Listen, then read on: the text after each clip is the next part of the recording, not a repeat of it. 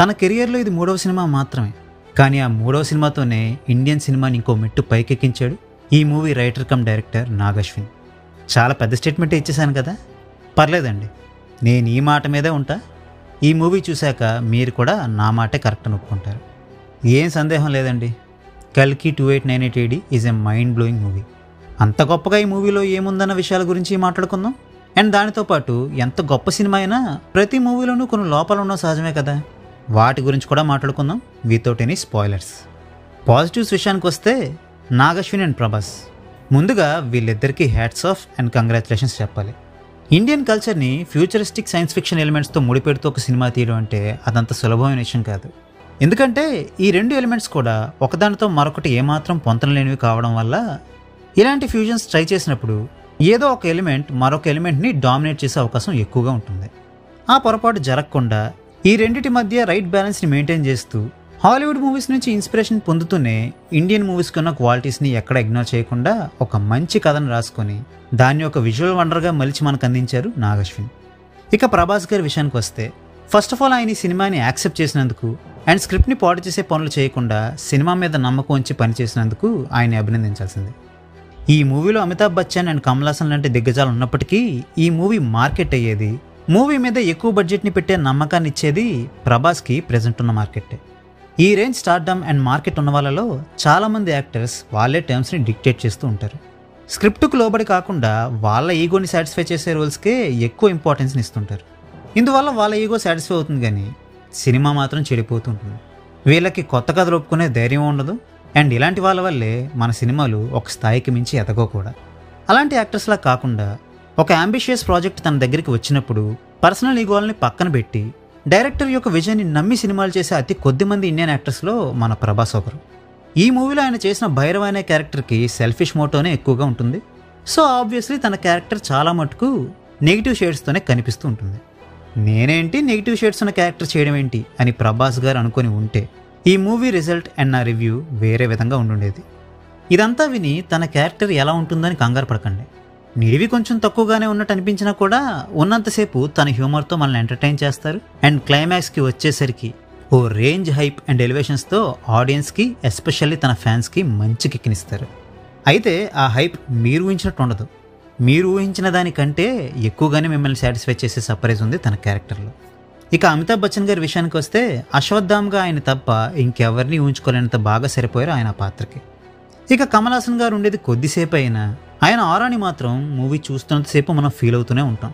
చాలా లిమిటెడ్గానే చూపించారు ఆయన క్యారెక్టర్ని.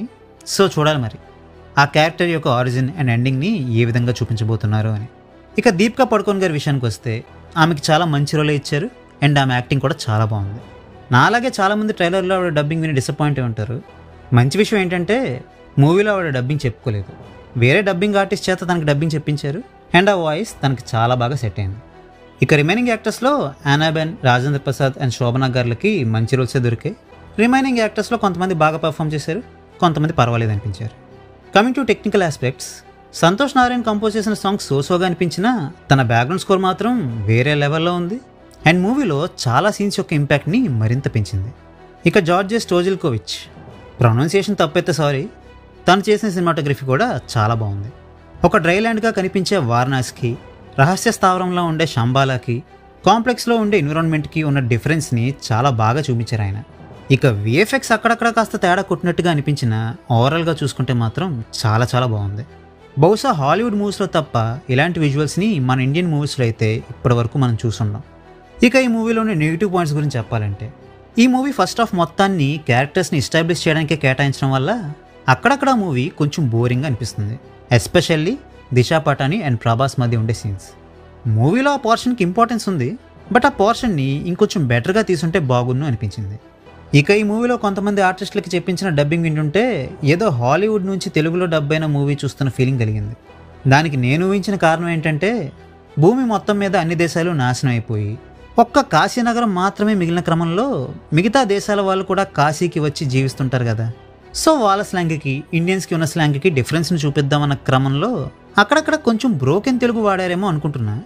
ఒకవేళ వాళ్ళ ఇంటెన్షన్ ఏదైతే దాన్ని మనం తప్పు పట్టలేం, బట్ ఆ తెలుగు వినడానికి కొంచెం ఇబ్బందిగా ఉందన్న మాట మాత్రం వాస్తవం. ఈ మూవీలో చాలా విషయాలకి సరైన క్లారిటీని ఇవ్వలేదు. సుప్రీం యాస్కిన్ ఎవరు, తనకి పవర్స్ ఎలా వచ్చాయి, ఆ కాంప్లెక్స్ని తను ఎలా నిర్మించాడు, ఇలాంటి విషయాల గురించి సరైన క్లారిటీని అయితే ఇవ్వలేదు. బహుశా అన్నీ ఇప్పుడే రివీల్ చేయడం ఎందుకు, సీక్వెల్స్ కోసం మెటీరియల్ దాచిపెడదామనే ఇంటెన్షన్తో అలా చేస్తుంటారేమో. ఆ విషయం పక్కన పెడితే సుప్రీం యాస్కిన్ ఇంటెన్షన్స్ గురించి అయితే కొంత క్లారిటీ ఇచ్చారు. అండ్ అది వింటుంటే ఒక సూపర్ విలన్ క్యారెక్టర్ మనకి గుర్తొస్తుంది కూడా.